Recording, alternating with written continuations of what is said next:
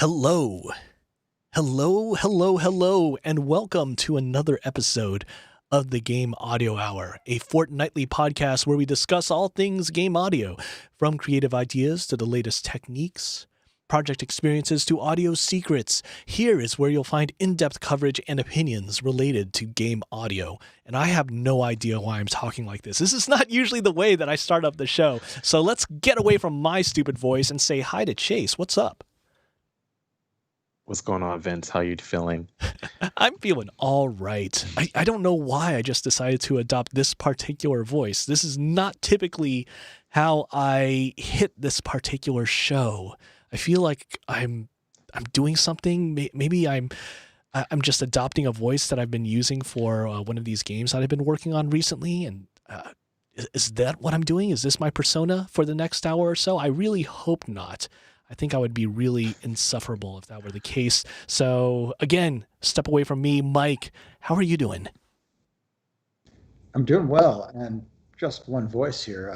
I vote for using the Vince podcast voice because it was very soothing. It was kind of like a smooth jazz radio DJ vibe, and I was just starting to relax. So Okay, I'm for it. I'll take that. All right, let's do it. I mean, maybe it's okay to use this voice, a little special voice for a special end of year episode of Game Audio Hour. This is the 199th episode. It's kind of crazy to think that we've been doing this for literally years now. And 199 going on 200, that'll probably happen in the new year. But for now, 199, that is a pretty cool benchmark. Maybe we should applaud ourselves after we put this thing in the can. So let's do this. Let's do this because there is some cool stuff happening in the game audio world. And Chase actually brought this up a little bit earlier. The fact that there's a lot of cool things happening in middleware world right now with Wise and Fmod.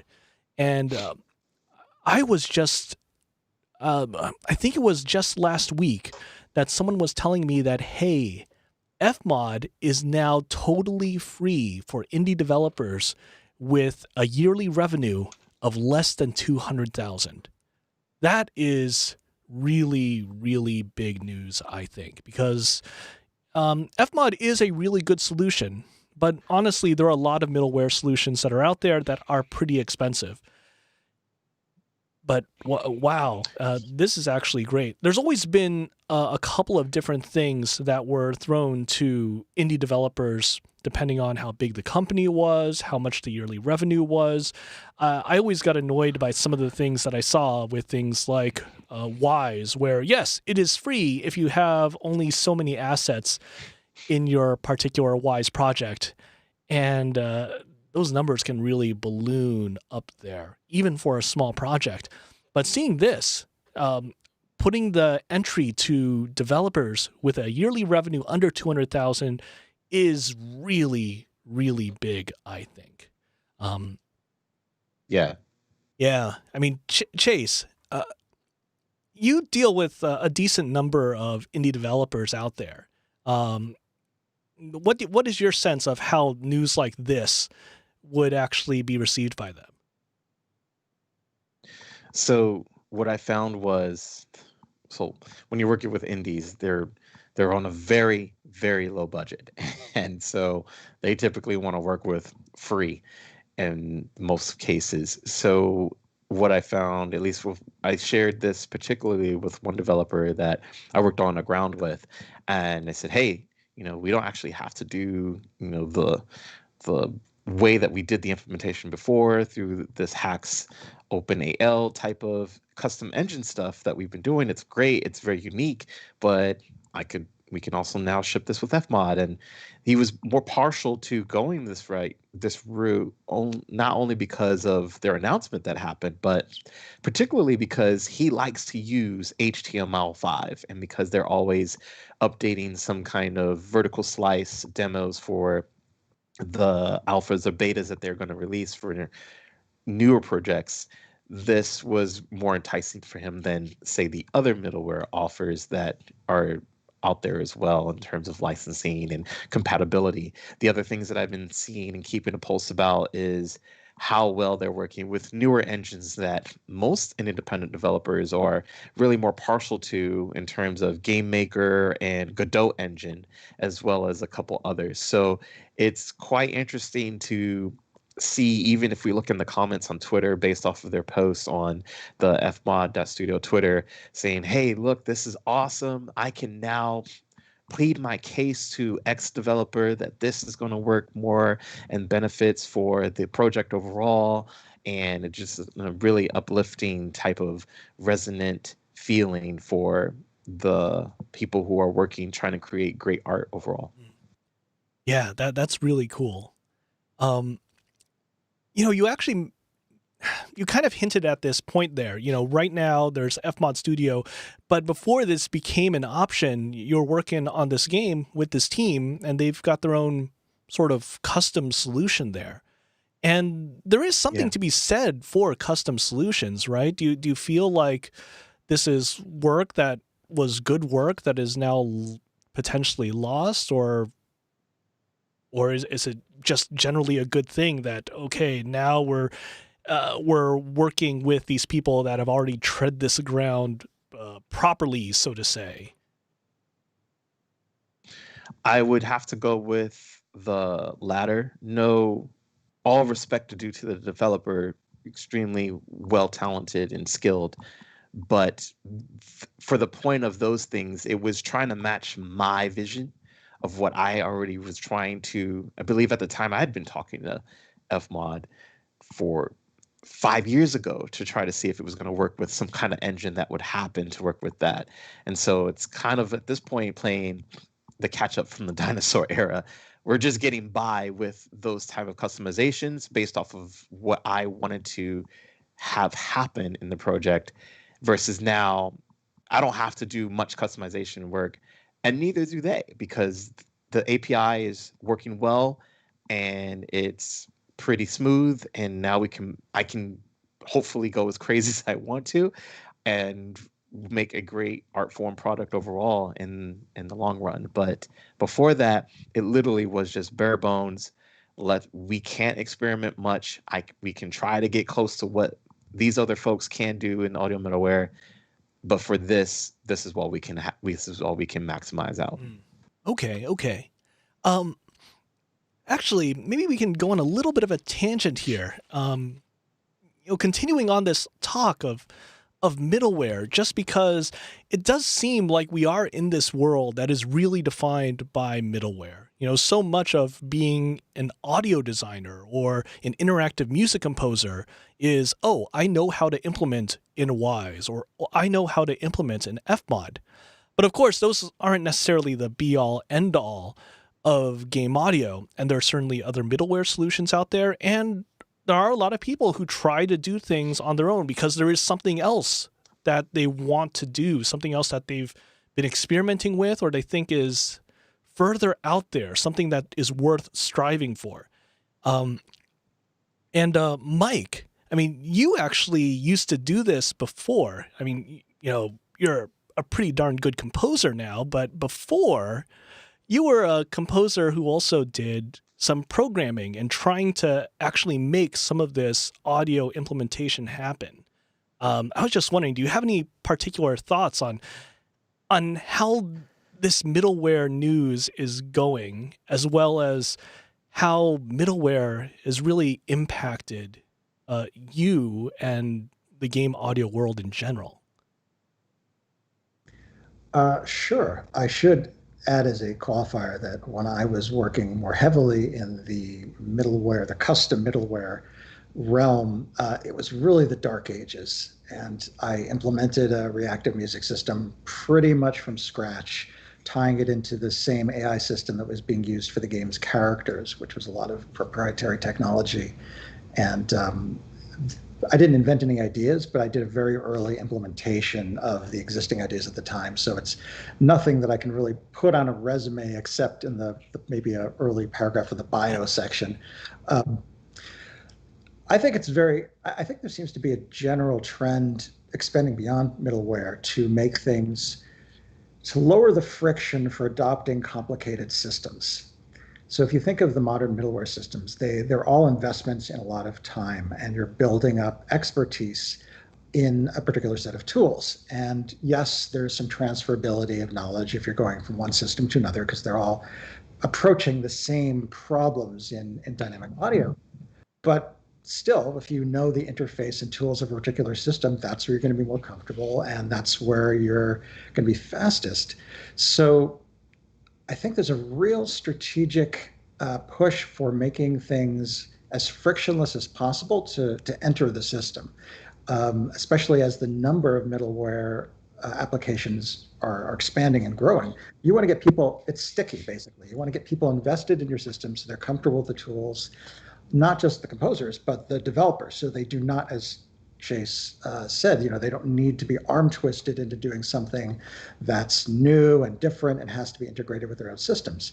So get everybody on board for free, and then essentially invest in the hope of, in the future, that they will push beyond that $2 million. What was it, $2 million? 200,000. 100,000. Oh, right. So it's not that huge of an investment, right? So you're getting into the system, and you're hoping that they're going to grow partially because of your middleware to the point where they can start paying you. And by that point, they'll say, well, we're so comfortable with Fmod, we're not going to really change everything just for this small payment.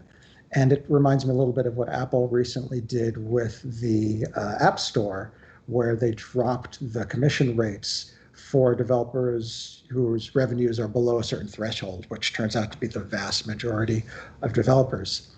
The motivations there are a little different, but I think the principle is the same. Is you just want to get people easily on board with the thing you're offering so that they get entrenched with it, and then later on down the line, they'll turn into revenue-producing members. So I would not be surprised if this approach is echoed.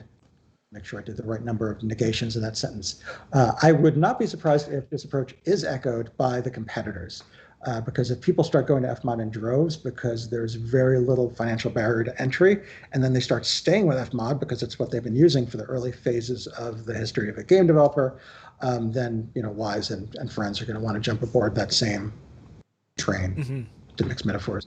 Yeah, maybe. It does remind me a little bit of Unreal. I think it was early on this year when they announced a similar thing of, if you're a developer and you're not making that much, hey, yeah, you can make your Unreal game for free, basically. And then there was some other percentage stuff that was also pretty lucrative for people that were not your big, Epic, Squares, Ubisofts of the world. So yeah, there's something to it. I feel like I've heard so much of this in the audio middleware space, specifically from Fmod. Like, it does seem like Fmod is the one that's chasing Wise, which is still a little bit hard for me to wrap my brain around, just because I guess it's because I grew up in the, at least as a developer, in the late 90s, early 2000s, and it seemed like Fmod was such a leader in that space. And Wise was not there yet. It just wasn't existent at the point. But I guess now Wise is the leader, both in terms of mind share as well as actual usage by developers, I think. I'm not sure. Do you guys have any hard numbers on that?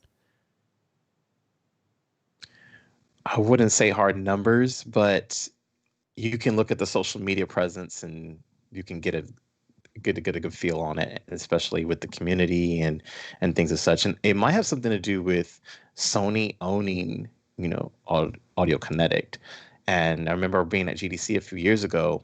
There's an Audiokinetic on being at the Sony demo stations with Wise running AAA games, and so there's that upper echelon of tiers that are happening because hey, this is polished, this is quality. Not to take away anything from the other audio middleware developers, but when you have a name behind that on top of backing you, it just gives that much more credibility in terms of what is seen in terms with the polish and the projects that are released through that software, in tandem with putting on certain events for the community online to showcase this is what we shipped this year with our product. This is this composer that shipped these games this year that had talked about this thing at this event some time ago. So the presence of it really is outstanding in that regard. And the blogs do help. And so it's interesting to see this. We had a console war type of thing, right, with Sega and Nintendo, and now I feel it's the middleware war, quote unquote. Not to say that they're warring against each other, but just friendly competition, if we were to kind of put it lightly, between Fmod and Wise and a couple others, that are out there as well. Mm-hmm. Yeah, I actually totally. Yes, a lot of what you said makes a whole lot of sense, and actually it totally escaped my mind that Sony acquired Audiokinetic just last year. Still does not quite register in my mind as a Sony product, but I can imagine if people who haven't been entrenched in game audio look at what's going on, they're going to see some of these things. Oh, what is Fmod? What is Straylight? But Sony, I trust them. I can definitely see the impact of that. I'm actually also thinking about some of the other things that have happened recently. There's that one sound designer, Stephan Schutze, who for a long time helped out in the larger game audio community, as well as a promoter, a real, really big cheerleader for Straylight and Fmod. Ambassador, yeah. And Audiokinetic actually now employs them in a similar role for Wise. And Schutze is great. He's done some very cool stuff, both for the particular engines as well as totally middleware agnostic.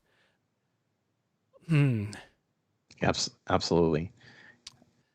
But another interesting. Go for it. Sorry, Mike. Vince.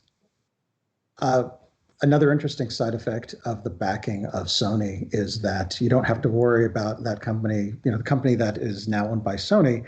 You don't have to worry about them running out of money or disappearing.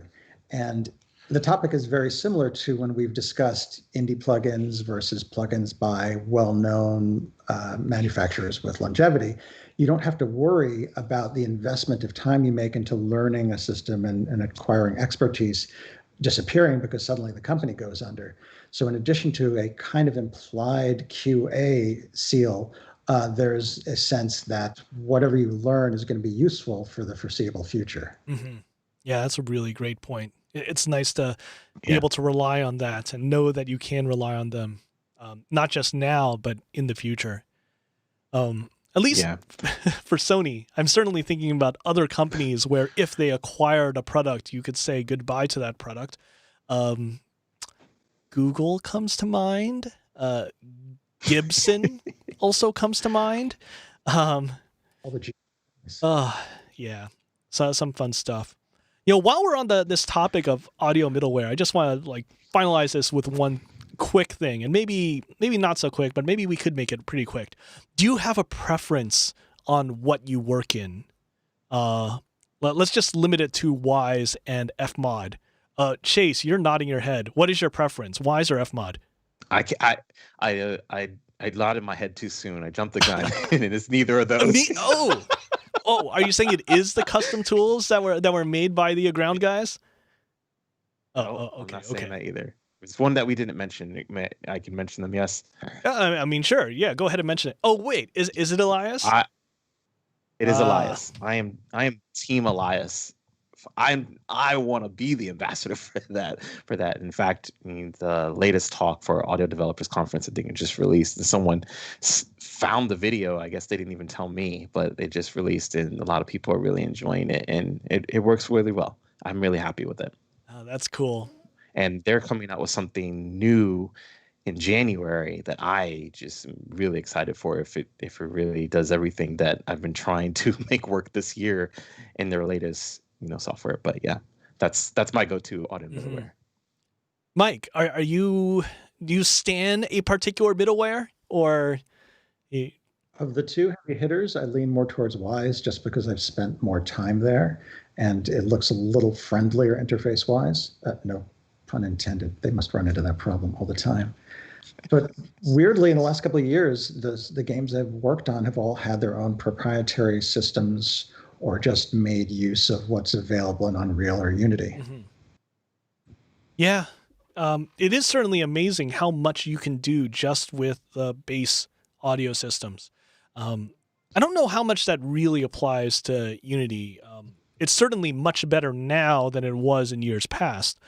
But comparing the base audio capability of Unity to what is there in Unreal, Unreal Audio is pretty darn amazing. If you want to do something just really ridiculously advanced in Unreal, you can, and you don't necessarily have to be a C++ programmer to actually make it happen. If you know what's going on in blueprints, there is a whole lot that you can do in Unreal. So that's just really cool to me. I actually have not worked on an Unreal project since Unreal 3 days. So it's been a while for me. I really am itching to work on something cool in Unreal. And hopefully I can find a gig that will encourage that, because right now I'm working on all these either proprietary or Unity-based projects. So it's not going to be in the immediate future for me, unfortunately. Well, I'm with you there, Vince, but we'll get there. Yeah. I got to admit, I'm an Fmod guy. And I think it's largely because I've just spent so much time in Fmod. But I also... I don't know. There's something about the structure of it that I really like Fmod. I can deal with just nesting things everywhere, and okay, I'll just do arbitrary markers and have things move around in the right ways. I'm just used to that. Yeah, I'm not sure it's better. It's just what I'm used to. So there it is. Fmod. Haha. Here's a question for you two, since you spend more time with the two heavy hitters than I do. Is there a feature or workflow improvement that if one of those two adopted, you feel would push them miles ahead of the other?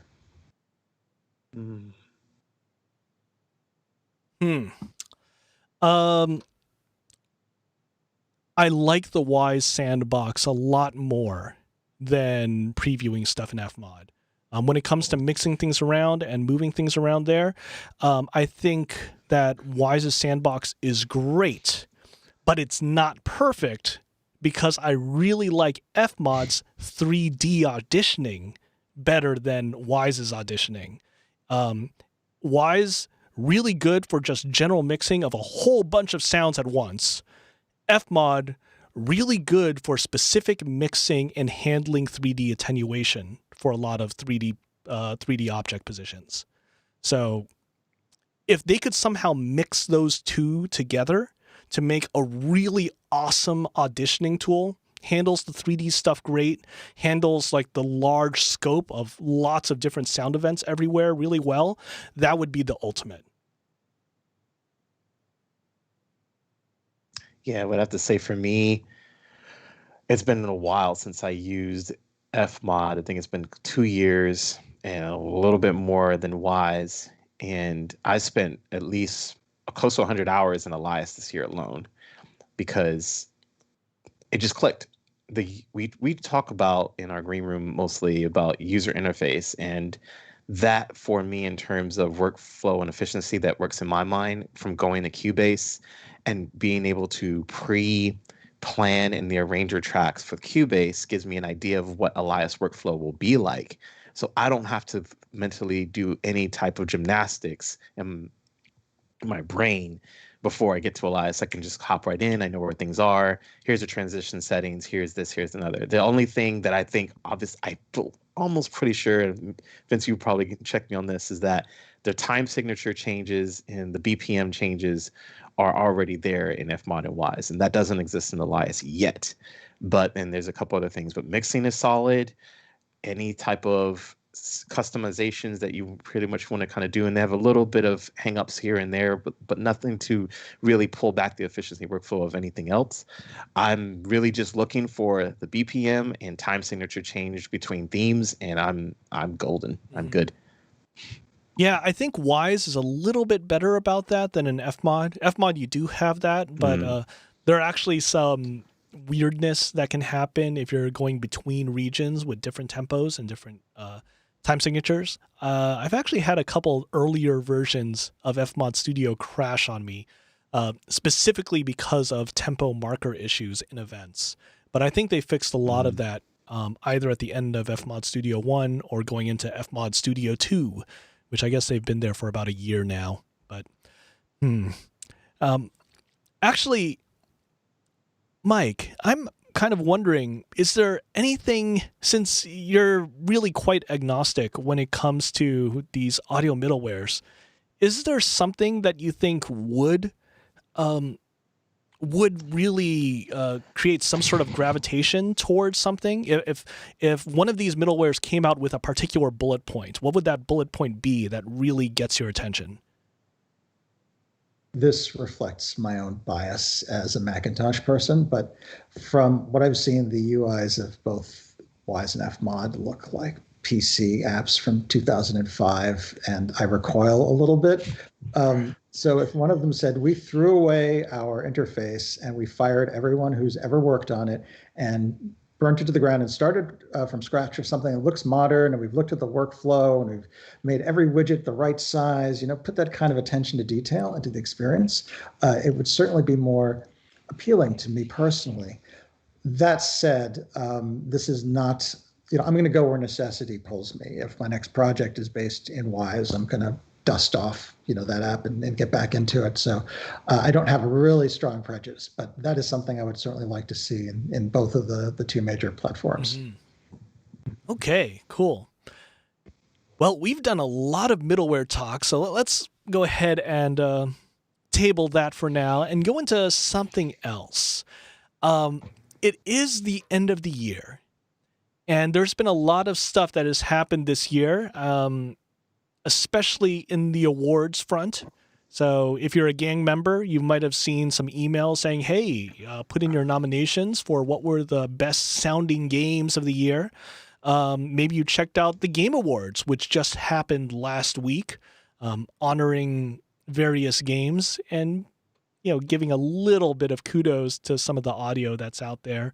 I know that there were a lot of people that were pretty peeved about how Final Fantasy VII Remake got, say, the Best Game Soundtrack Award, but it wasn't actually part of the award ceremony. It was just part of the pre-ceremony little 30-second mention right before the ceremony actually started. And there weren't even any clips of any audio from any of the nominees, so a lot of people were peeved about that. But let's not linger on that too much, other than to say, hey, Jeff, I think you could do a little bit better when it comes to the respect being paid to audio designers and music composers for video games. But what about us? Do we actually have any particular takes for really awesome audio, really awesome music in the games that we've played in 2020?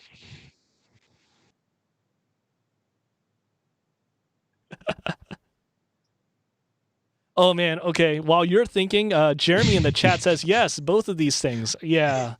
I mean, yes, I could say, hey, Jeff, please do better when it comes to respect for game audio and game music. But I'm sure he's heard it from people that are more esteemed in the game industry than me. So, yes, that message stands. I can't say anything. I just can't. I can't do it. I can't do it. I'm laughing. It's such a deep topic. I do have issues with it, but man, I feel like I'll just be beating the dead horse. Yeah. It's okay. It's all right. Whoa. Here's something that I think is worth mentioning, but music and sound is really good these days on a whole lot of platforms. And it does tend to be, though, that if you are not a big AAA PC or console game, you are not going to get those accolades. So I'll just go ahead and put an example out there. One of the most interesting games that I've played out there, and one that I think should have been nominated for a best game score, is a game called Caravan Stories. Caravan Stories is a game that somewhat recently came out on PlayStation 4, but actually before that was a free-to-play mobile game, and it has a fantastic score. The score is written by the guys over at Base Escape, and they are notably headed by Hitoshi Sakimoto, among other people. But he and his cohort are known for a lot of games going all the way back to Final Fantasy Tactics and Vagrant Story and a lot of great games from the PlayStation 1, PlayStation 2 era. They've got chops, and they've got production skills, and they've got amazing music that they put into this game called Caravan Stories. Free-to-play mobile, which eventually became a free-to-play console game, which eventually didn't really get any sort of acknowledgement from the video game criticism, video game journalism, video game marketing space out there, probably because of its roots as a free-to-play mobile game. But if you listen to that game, it's excellent. It is really, really good. There's just quality writing, quality music production. It's a really darn good game, and unfortunately, no one knows about it. Seriously, no one knows about this game. Actually, I'll be surprised. Have you guys heard of this one? No. It's good. Highly recommend. But I'm glad that you said something, because this is the typical issue I would have with most of the award categories in general, whereas in they just take over all of the categories, and no one else gets a piece of the pie when there's a big pie to eat from. The categories are almost in the 30 different categories, for some audio type of category awards, or at least five. But how are you consuming all of these other categories? And this game, Caravan Stories, is not there, at least for best indie game or best free to play audio. You know what I mean? And so that's a really big issue. It's like the first, nothing to take away from obviously all the work that we do in game audio is substantial and great, but it just doesn't feel well-rounded. It doesn't feel lifted, and it doesn't feel balanced. And that's one of the big pet peeves I have with a lot of these awards. And you were just saying, when it's like, unfortunately, it gets buried underneath. It happens. It's not the first time. But I would like to see, in terms of we're supposed to be the industry that grows and innovates and transforms and evolves in the better formats. And so I'm just really hoping that the gamut spread of all the awards that I can list off of probably the top of my head, that game would show up somewhere. But it takes one of us to submit that and to propagate and to take the time to research and push forward. Hey, I haven't seen this game there, and I really thought that this was going to be, that this deserves some recognition. And that's all I'm typically saying about most of that, because I'm so tired of seeing the same things over and over for 10 different categories. There's that imbalance to me. It really infuriates me. It's because it doesn't have to be that way. Again, it's nothing to take away from the hard work that those teams have done, but it just doesn't feel balanced, and it's not fair. I think one of the problems with awards, when you have such a large amount of output in a given art form, is that if the awards are meant to reflect the view of the industry as a whole or a large number of people, it's always going to end up being skewed towards those projects that are more well known than the obscure gems, the little acts of brilliance that only a few people are aware of. And I don't feel like there's any way to get through that unless you have some kind of requirement of having familiarized yourself with everything of all the nominees, or this is highly speculative, but imagine if you had kind of a tribunal of judges and they had the ability to add to the nominee pool unknown works that they thought were of unusual merit. So they could say, hey, yeah, this Caravan Stories game, no one's heard of it, but I'm using my judge point to put that in the pool of nominees and hopefully give it enough exposure by doing so that it'll get ahead of steam at the last minute, and then maybe people will vote for the award. Some kind of combination of democracy and enlightened, I don't know, panelism, for lack of a better term, might balance out the need to reflect what a lot of people are experiencing with and making a tunnel for some of the less known works to achieve recognition. Yeah, maybe. It is really tough to figure out how exactly to do that. I'm kind of thinking about some of the interesting divides that exist in the film world. Not just the film world now, but the film world in the past. And I don't know, like, do we need like a video game version of Cahiers du Cinéma during, during that era of the power of French New Wave and their influence on movies back in the 70s, 80s? And I don't know about that, but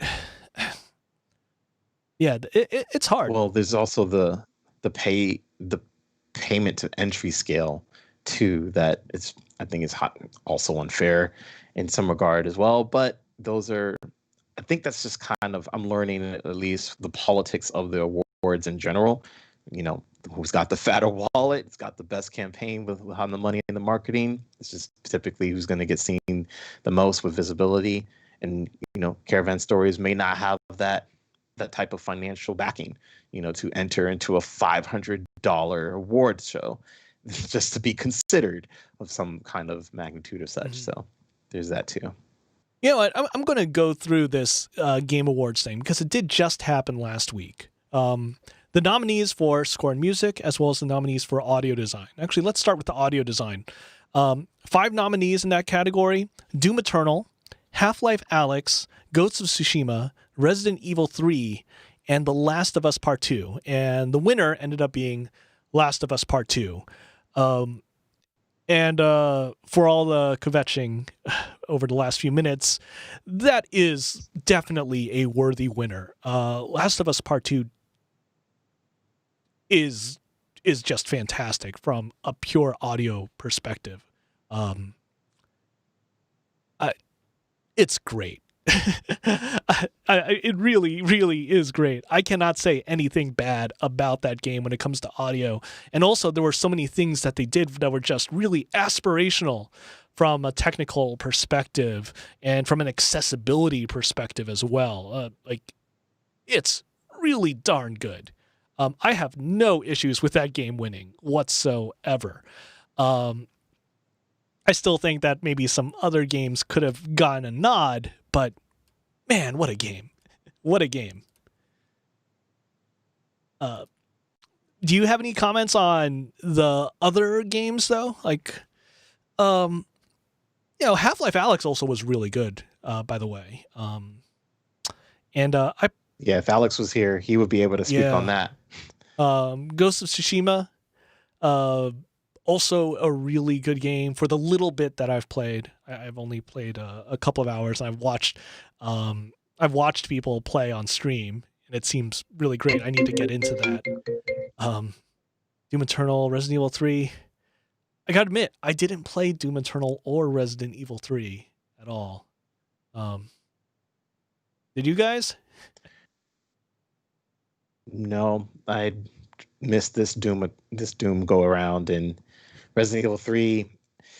I'm not really a big fan of remasters. I own the originals. You know me, I'm retro. Yeah, that's true. But Resident Evil 2 was really good. That was pretty fantastic. Mike, I'm really shocked actually you didn't mention anything about Ghost of Tsushima. Did you give up on it? I thought you were pretty excited when we did the show in the summertime when it came out. It's a great game, and the sound design is immersive and pleasing in the same way that all the environments are just gorgeous. It's, from a sound design perspective, it's not doesn't jump out at you. It's competent. It's artistically done. Um, it's part of the immersive quality of that world that I love. But there's nothing that makes me scream. This is from a sound design and music standpoint, like kind of. Interesting. I want to just point out one thing that I learned about, kind of tying back into the audio middleware for a second. But did you notice the combat system music that for the formula that they implemented based off of the leveling of your character? That I didn't explicitly notice, though. So okay. Who's to say? Okay. I don't want to spoil it for anybody, and because they spoiled a lot in their seminar. So there's that. But yeah, I'm just curious. So I thought that might jump out to you and have some kind of more impact for your thoughts on the game. Let me revisit that. I'll pay attention next time rather than just allow myself to become an amoeba absorbed into all the carnage and exploration. And I'll see if I can discern anything. And we'll pick this up in a future episode. Sounds great. So Chase, you're referring to the Wise YouTube seminar that they did last week, right?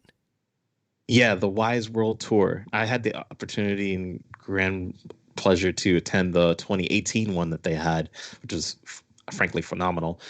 But this time they, obviously because of the pandemic, they opened it up to the world and everyone online was able to join, and they highlighted Genshin Impact and the audio director and their forward process of how they did every thoughts that they did for the music and design there. And then you had audio team from Sucker Punch demonstrating certain cues and other techniques that they had utilized during the project in that regard.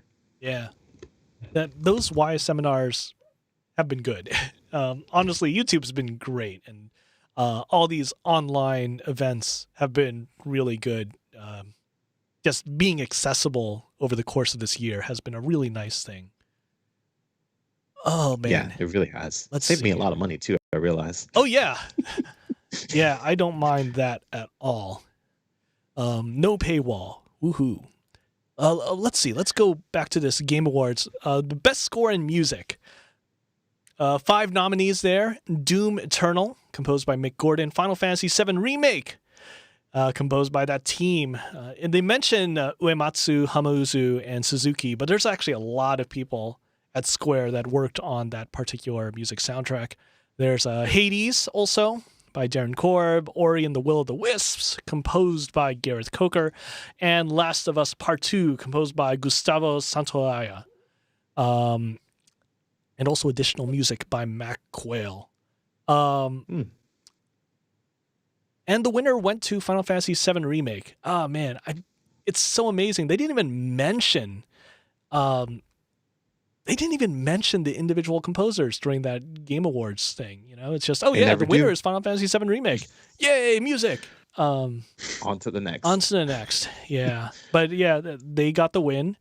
I thought it was pretty good. Yeah, I thought the Final Fantasy VII Remake score was pretty good. I don't think it was brilliant. And also, I'd be hard-pressed to compare it against all these other games that are really, really different. I'm not sure you could have gone any more different with all these 5 nominees. Doom Eternal is just rocking. Hades is it's kind of rocking in a totally different way. It's how would you describe the Hades music? It's kind of it's Darren. It's Darren Korb doing his thing. With just the right approach when it comes to like how he uses his acoustic instruments in these really precise ways throughout the score. Which I really appreciate. I love his sound. Gareth Coker's sound in Ori and the Will of the Wisps, really good. He's a really good composer, really good orchestrator. And then Last of Us, it's Santaolalla.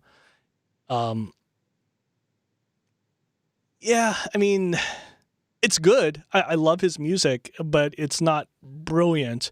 It certainly didn't strike me the same way that Last of Us, the first one, did. when I heard that particular score. I'm honestly, I'm going to go ahead and say it. I think Animal Crossing probably should have gotten a nod here. Maybe I'm a little bit silly there, but I think that Animal Crossing's music is really darn good. I mean, there's just See, you prove the point about the balance, whereas in that game helped people mentally with during this year. that. Full stop. Yeah, there's something about how the music in Animal Crossing was this sort of very, it was diverse, but is also stalwart. You had a really solid connection with time for all of this music. You could rely on the music at any particular time, and the music told you about the environment and the ambience in these worlds in a really strong way, while also doing it in a very clear and gamey way. The music was not a super dynamic system. There wasn't like all this crazy interactivity that you would see in, I don't know, something like a Doom Eternal, which is just, it's really crazy, really looking at how the stems all add up to the musical experience there. But Animal Crossing was so reliable and heartwarming, and I honestly thought that should have gotten a nod somewhere, please. But turned out not to be the case. Instead, Animal Crossing does get a win for Best Family Game. But I don't know. I think that's really underselling that game in my mind. I'm not even the biggest Animal Crossing fan, but I mean, I saw the impact of that game on my wife and a lot of other people in the world, whether they be gamers or not. Absolutely. Are we running to an apples versus oranges question stylistically? The question is like, what are the criteria when voting for best score, best music? Are we looking at the sociological effect, as Chase applied, of that game and its score on the psyche of the people in a very unusual time in world history? Would we benefit from more categories so that games, stylistically, maybe things that are a little more mature versus the tradition of more Nintendo-esque family-friendly fare? Do we need to slice the pie up a little bit more? I mean, we could. Certainly in the games world, maybe we could do sort of the I don't know, more of a Golden Globe sort of approach. Best score for a comedy or musical. Best, I mean, there is something to that. Could we use the ESRB like game demographics as the kind of the divisor between the different categories, or would that subdivide games too gratuitously? Yeah, probably too gratuitously. Plus, they can't be trusted to even rate the games that should be rated as such for specific genres. Yeah, ESRB, they... well, I mean, I'm certainly no professional when it comes to how ESRB actually works. I haven't really had to deal with that except for, I don't know, a couple of times in just making sure about where words are mentioned in a script. I think that was the most I've ever had to deal directly with ESRB. Michael Hoffman in the chat says, I saw one site that had a list for best game music, but they made categories for different music genres. I mean, that's certainly a way to go about it. And there's certainly enough music in various genres that are out there that is, that's cool. So you could have your Final Fantasy VII Remake competing against other game scores that are doing the big epic orchestral thing. So it'd be, I don't know, Uematsu versus Jesper Kid versus Inon Zur. And okay, that might make sense. Although, I don't know, how would you genre Darren Korb? Indie rock, maybe? Prog rock? He is kind of proggy, kind of indie. It's more experimental. Yeah, he's definitely experimental. But however you draw the boundaries, you're always going to have people strategically trying to hop over to whichever side has less competition. And I don't think that's a solvable problem, but maybe if you just made a couple of broad categories, just, as much as I hate to bring up the serious versus casual distinction, it might be useful in partitioning music so that like kind is competing against like kind. Yeah, maybe. I mean, it could be useful. Yeah, it could be useful, this. We only have about 10 minutes left in this, and I thought it might be cool to make a jump from this particular foothold of genre to another topic that came up last week over in game, music, internet conversations, which was this appellation, this new genre, or at least a name for it, called digital fusion. So there are these composers, Ivy and Slash, who are best known as the music composers for Steven Universe. And they recently contributed to a bunch of video games as well. Eichenfell was a role-playing game that just came out a couple months ago. And she posited this genre called digital fusion, a music genre for 2020. And she has a nice little definition of this genre on her website. Music that combines elements from various genres, such as jazz, classical, prog, funk, and computer music, such as video game music, keyboard demos, and features solos or other parts of the music programmed via computer software. Digital fusion will sometimes contain virtual improvisation, the use of musical vernacular associated with improvisation, applying musical knowledge non-compositionally to surprise and create on the fly, but with the added tool of virtualization, the computer. I was kind of keeping track of this particular conversation, but I'm wondering, did you guys note this last week? I did not. I missed this one. First I've heard of it. This is kind of interesting. I mean, there are some cool things that kind of happen there. I was actually thinking about it because I was reminiscing on my earlier forays in music being something that could perhaps be considered digital fusion. I really liked this idea of I am working in this sequenced format, but I am doing this thing that is supposed to convey the spontaneity of a really fantastic jazz solo in the style of, mid-century bebop, or like the more prog or fusion-y guys of the 80s and 90s. I thought there was something very cool about that, and making that an essential part of the identity of a particular piece of music. You sometimes don't see that in game music, and sometimes you have people that really lean into that. And that's the case with these particular composers, Ivy and Slash. And it's kind of interesting. I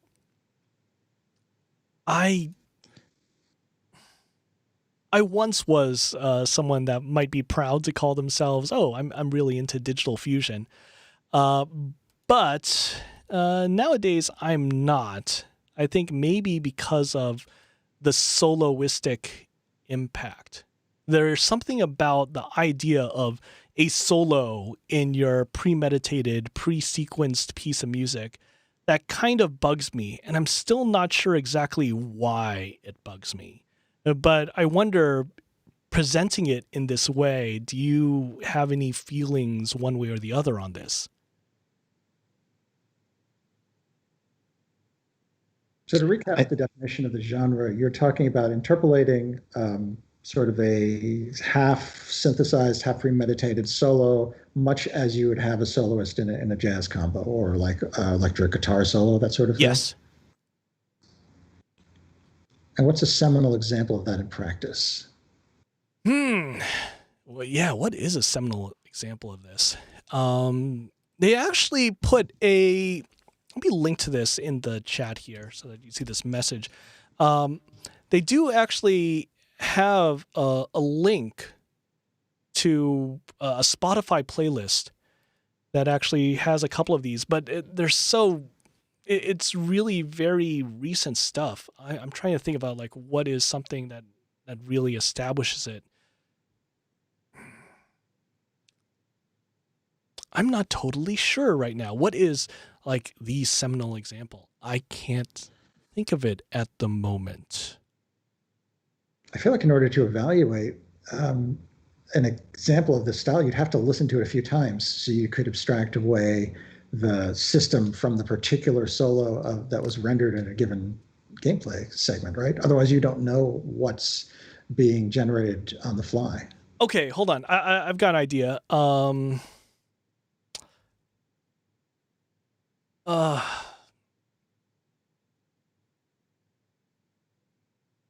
Okay. Oh, all right. Here's an example. It's, I guess there's the idea of, okay, you've got the song and you've got the solo, but the solo is just like totally glued right on top of it. And I'm thinking about like pieces of music where that's the case. The first thing that came to mind was actually, anime, and how, okay, you've got Cowboy Bebop, where it's basically, Yoko Kanno does this very big band, early big band sort of jazz thing throughout. And you've got these pieces and you've got these solos, and it's really just that one solo. There aren't other solos out there on these pieces that make up this background music. It's only this one particular, Masato Honda solo on alto sax, and that's it. And then I started moving on. It's like, oh yeah, it's that, the Duke Ellington, the Duke Ellington diminuendo and crescendo in blue, where it's like, yes, there's that track, that specific recording at the Newport Jazz Festival with Paul Gonsalves. It's just that. And that is forever that particular song, as opposed to it being the solo and the song. So I think that's the thing that's kind of getting me about it. Because like when I think about jazz, I'm thinking about, okay, there's this structure, here is this space, here is this place that I am allowing for people to actually work within and enjoy and perform and experience. But there's also this locked in nature there by virtue of the solo being this thing that is premeditated, as predetermined by the composers. So it's interesting. I'm thinking that just in terms of what the genre thing is in musical distribution, when we go through the andragogy of our process of learning, music and things like that as such, I mean, I know what this is.